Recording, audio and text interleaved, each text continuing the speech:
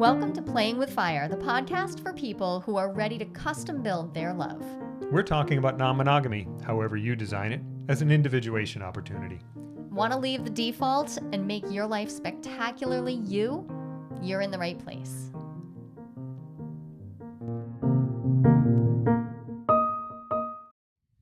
Hey there.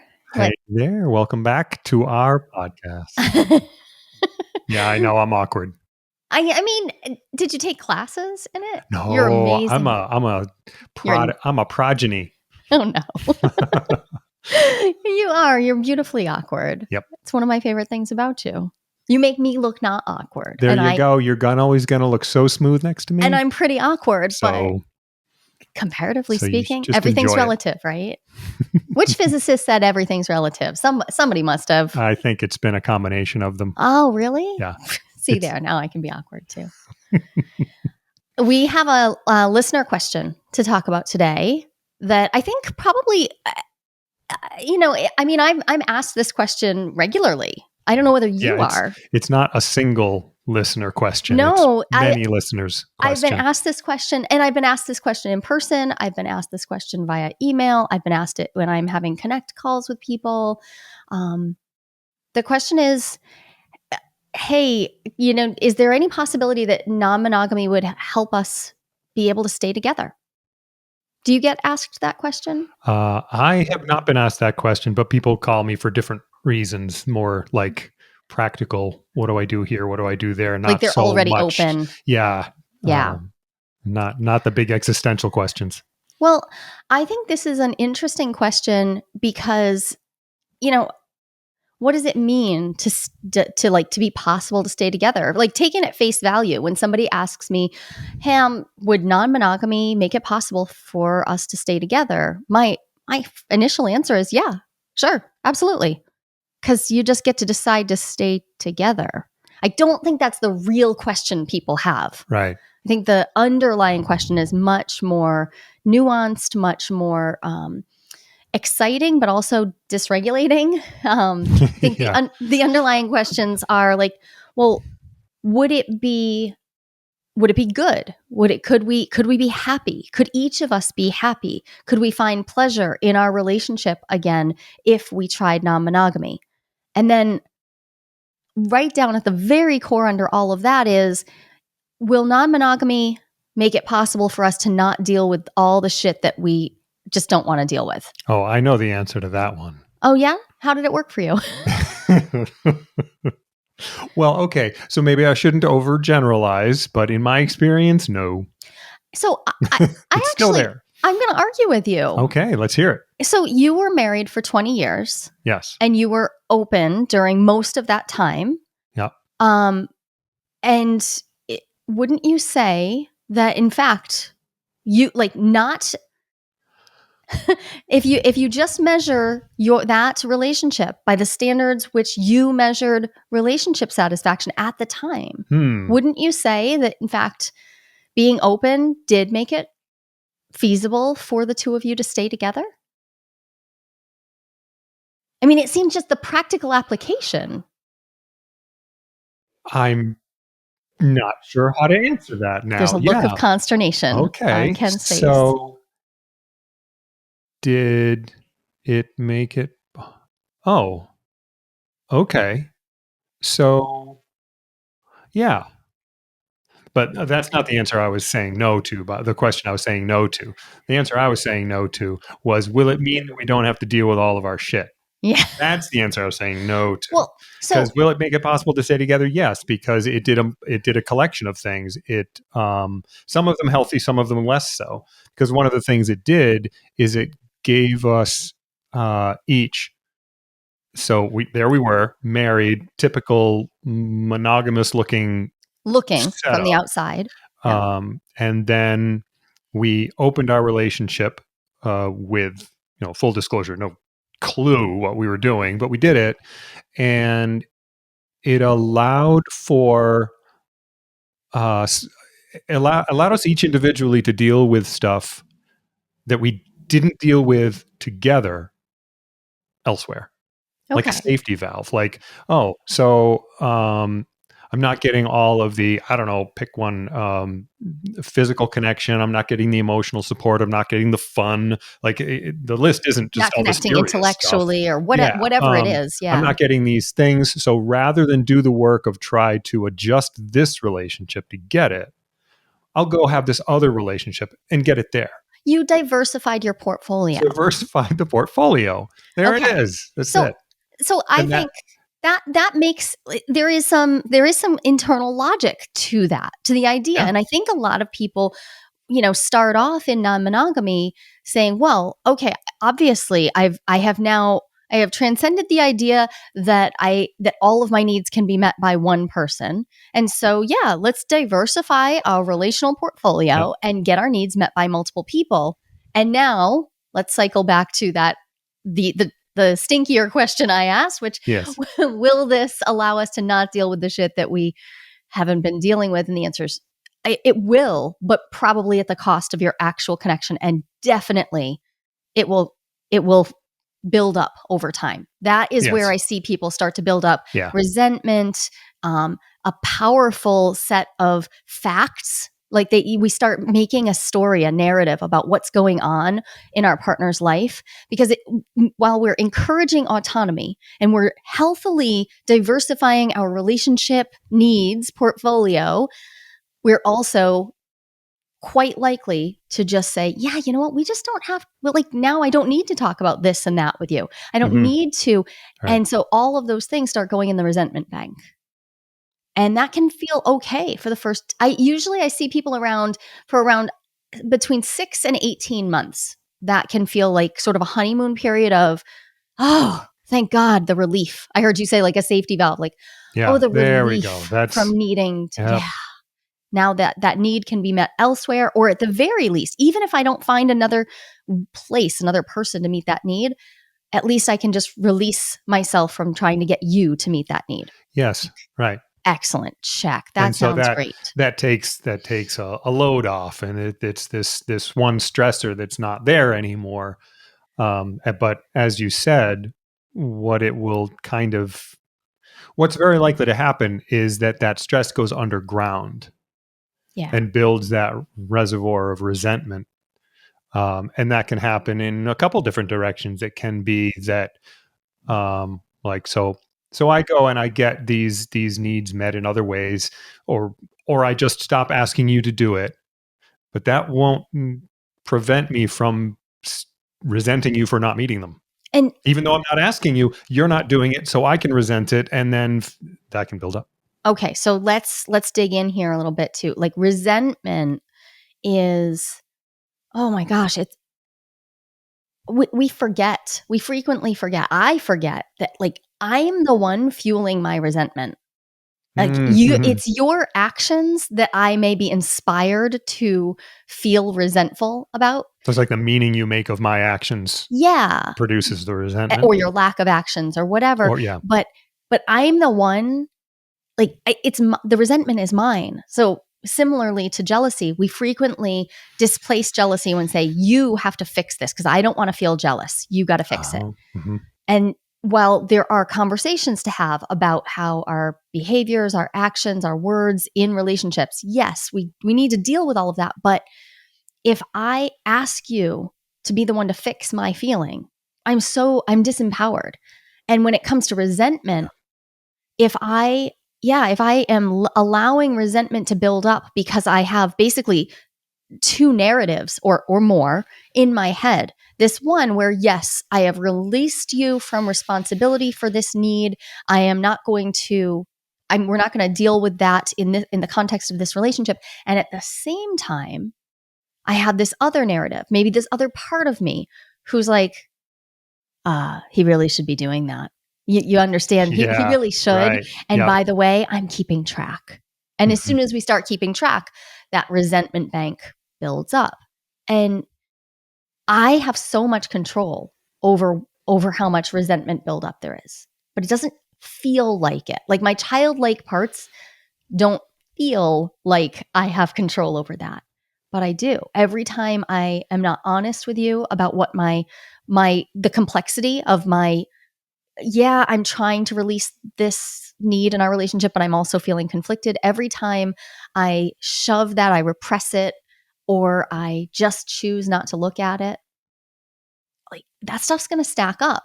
And when it comes to non-monogamy, all of a sudden we're often now dealing with an entirely new level of communication standard that needs to happen. Now we need to actually be increasingly transparent about what it is that we need and where our boundaries are and what we're not going to share. Yes, right. That increased transparency changes the game.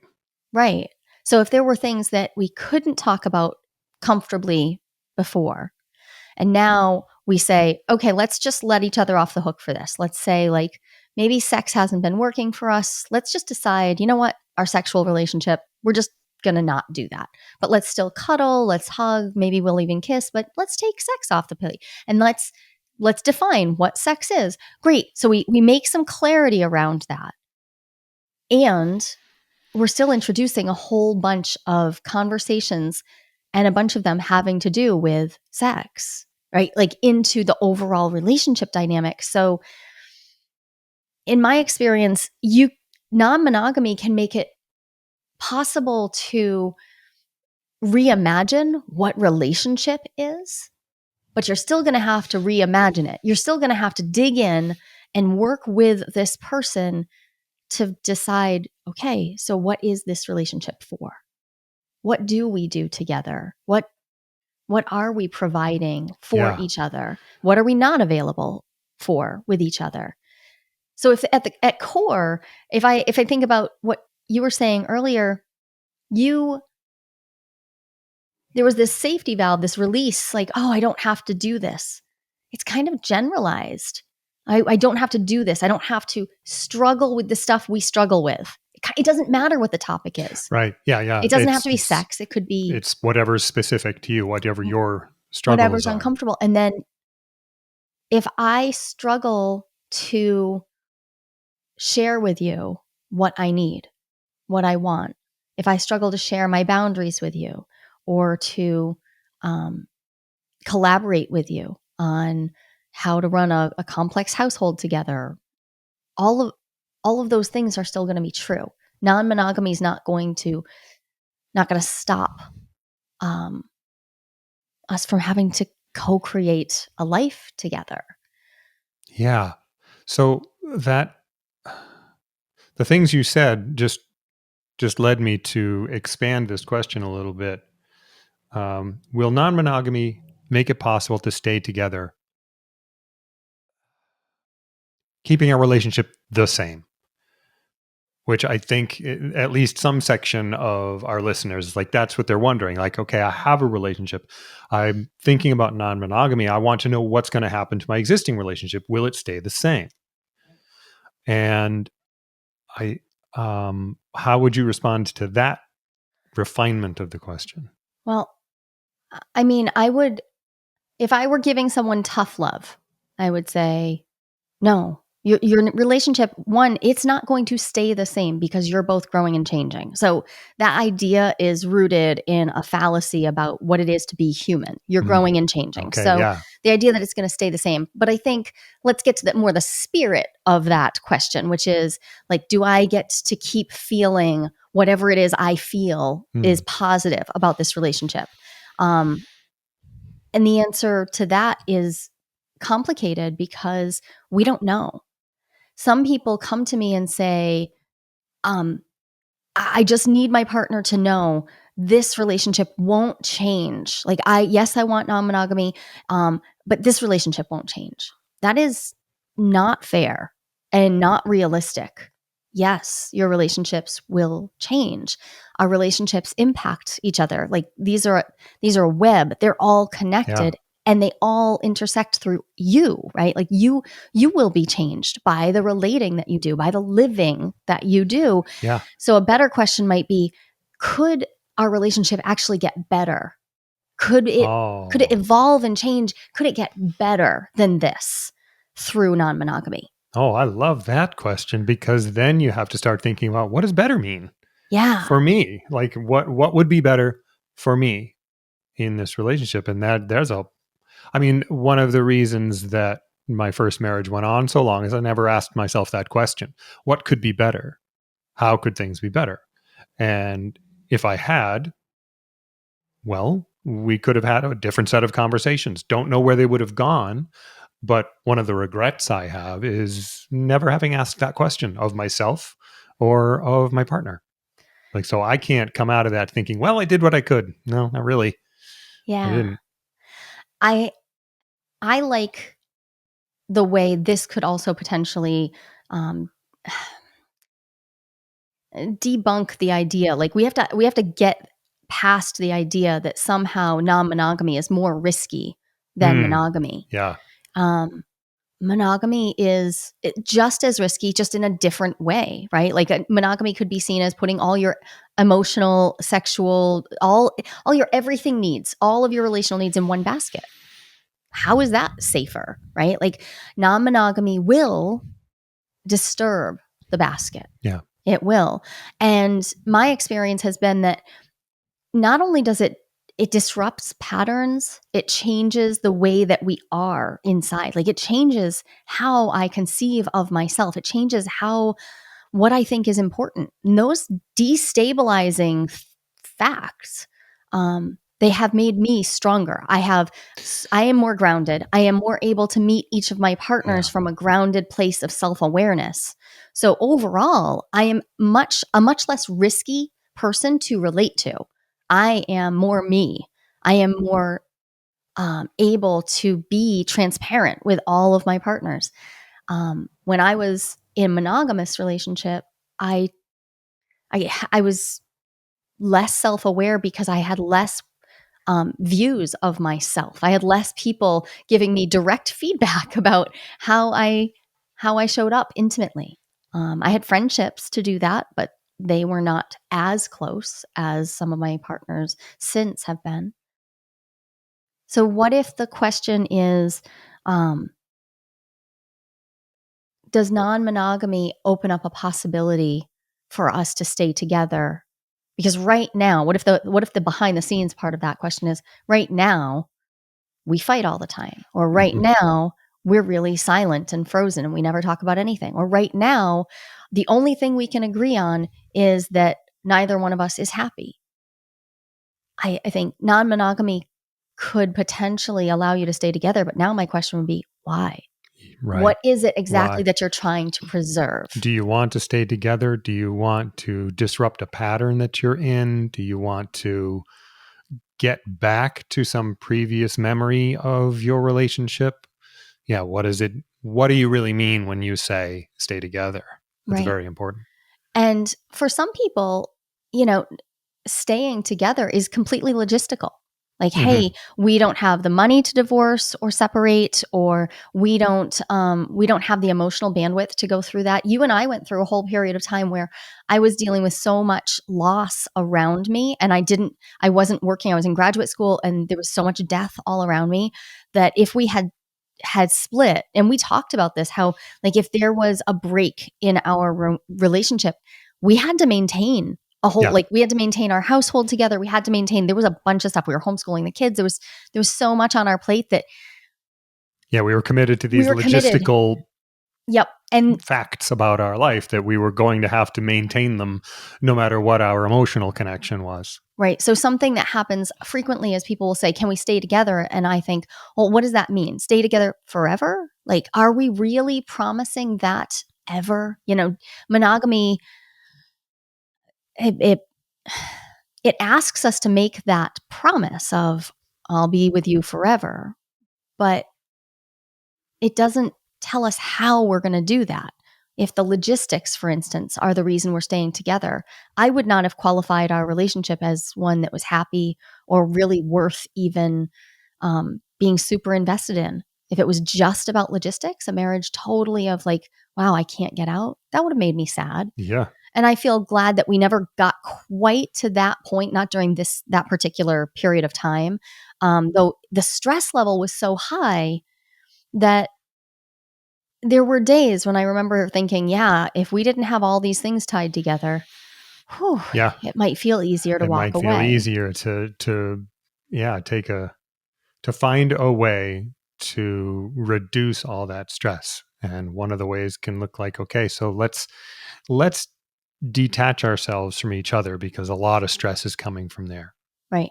So, when we're working with people in the year of opening and you're there in every cohort, you're present and you witness the relationships that are, some people show up coupled and decide to open all the things. Some people show up coupled and decide, you know what, we're actually only going to open in a few specific ways.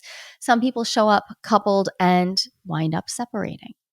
Also, some people show up single, some people show up in polycules. Like there's a lot of ways, but the people who show up and decide, you know what? So we are doing non-monogamy, and it also turns out we need to disentangle. We actually don't want to be in a couplehood anymore. I think that is one of the biggest advantages of what really conscious, thoughtful, prodigiously conscious non-monogamy is. Like when you really question everything and you get to know yourself better and better and better, it's, if we split, this will be because we each have really reflected deeply and we understand that we no longer make sense this way. There's something really gentle and beautiful about some of the splits that we've seen. Oh yeah. It's, it goes against our American cultural story of what it is to divorce. Just it has nothing to do with that story. It's a different one. And it's amazing to watch people, sign themselves up for it. Like, yeah, I'm going to do it this way. Right. Because it shifts us out of the adversarial paradigm that Dave Cooley was talking about on the show a couple weeks ago, and shifts us into a collaborative paradigm, like at a soul level, like at a really core root level, not at just a, hey, we're going to be nice about this. We'll have an amicable split. Yep. Not just we'll be nice. Not just that. We're going to be genuinely invested in each other's beingness. They are moving forward. And so if your non-monogamy journey was to go from a relatively happy or stable looking monogamy into a period of questioning where you say, some stuff isn't working, so we're going to try this. The this that you're trying isn't fucking other people. The this that you're trying isn't getting on dating sites. Like that's just some of the actions that might happen while you explore the opening up process. The opening up process is it's really about opening up you. In fact, somebody in a cohort recently just said this. They said, I opened my marriage 5 years ago, but I opened myself this year. Like, Yeah. Like that, the experience of taking the time to really reflect on what your bottom line requirements are in relationship and what it is to be partnered with someone. It's also scary because it can make very apparent the fact that the people I'm partnered to maybe aren't meeting those needs and maybe don't fit what I actually want. So as you revision yourself, it may be that, you could stay together. You absolutely can because you get to choose, but that doesn't mean it's going to fit. It doesn't mean it's going to feel good. No, it doesn't. A time of questioning is, it's going to very likely be uncomfortable because uncertainty is uncomfortable. Right. Asking a question and not knowing what the answer is going to be. And that can be very uncomfortable. And go ahead. You've mentioned, you brought it up a couple of times, the reimagining. Yeah. So this questioning, and we have seen it. We see it in the year of opening cohorts, and I've seen it in myself. You start questioning, and as soon as I ask a question, I immediately start imagining answers to it. I don't know what answer is going to come, but I start imagining what the answers might be, and I see it in basically everybody who shows up. Is they start imagining how things can be. So, if you're wondering if you can stay together, opening up into non-monogamy, Well, isn't it? Doesn't it come down to, can I sustain my vision of my life? Mm. Well, do you want to sustain your vision, or do you want to start revising it? Do you want to start imagining? What are some of the things that you might reimagine Yeah. Which for doesn't mean, yourself? and it does not mean that you have to be cool with everything. No, no, You don't no. have to want to have everything change about your life, but No, in fact, one of the things that I found when I started reimagining my life and my relationship was, oh, there's a whole lot of stuff from my first marriage that I didn't like, and I don't want to pick them up again. Like, I want to set them down and not have those things in my life. and that's so frequently people imagine that they're going to just magically do that. That takes an Oh immense no. amount of effort. Those are Yeah. your patterns. They aren't Yeah. actually, Yeah. they don't Those live are in the actually, other person. They're no, yours. it's that they didn't do that to you. And I remember for years, That's a years, very uncomfortable fact for me. It's like, oh, yup, I did that the whole time to myself. yeah, for years, I remember saying, if I said something like, "Hey, I see you acting in a familiar way. Hmm. I've seen you, like, we were friends the whole time, Yep. our whole lives. So if I saw you acting in an old familiar way that came from your first marriage, and I pointed out to you, hey, I see you doing that thing." Oh, the ire. Oh, yeah. The Yeah. anger. Because what it appeared from out here was that you really didn't want to imagine that that the call was coming from inside the I house. definitely did. It took me a while. It took me years to um, really grab onto the fact that, yeah, this was me. And once I did, it became easier to do the imagining, because now I could, like, well, okay, I could imagine this fantasy where I don't do this to myself. Before I knew that I was now denying myself certain kinds of connection, and before I knew I was doing that to myself, I would imagine You would a imagine it different was way. happening to I you. would imagine, yeah, oh, someone will come along and make these things happen for me. I mean, I'm a little brother, so pretty much my whole life feels like that, which I'm working on. But yeah, I would be, oh yeah, so some external change will happen, and then I will start getting what I want. Mm, say Yeah. that again. Yeah, I could wait a long time for that. But that's exactly why, I mean, I watch people end a relationship. Who has not seen this? You watch somebody end a relationship and then start a new relationship and do essentially the exact same thing. Like the Yep. same Yeah. thing. And from the outside, we can see it. But from the inside, again, it feels like it's happening to us. And that's because of the beautiful psychological mechanism that projection is. Like, projection is not, it's inherent. We project our inner stuff out onto other people because it's the only possible way for us to see it all. Otherwise we'd have to be entirely introspective all day long, and we would still miss it because we wouldn't be able to see into our unconscious.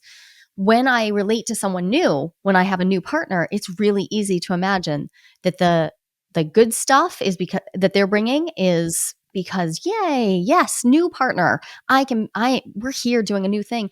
And that when those same familiar things happen, those like that familiar patterning thing, it's so easy to miss it for months or years while Yeah. your friends are like, yep, Yep. I see you. I see you. Something I've told the kids for years is like, hey, if your siblings tell you they see you doing a thing you've always done, Yeah. give a shot. Like, just entertain the possibility that it's Hmm. true because they've seen you play out your patterns. And it's so much easier to see from the outside.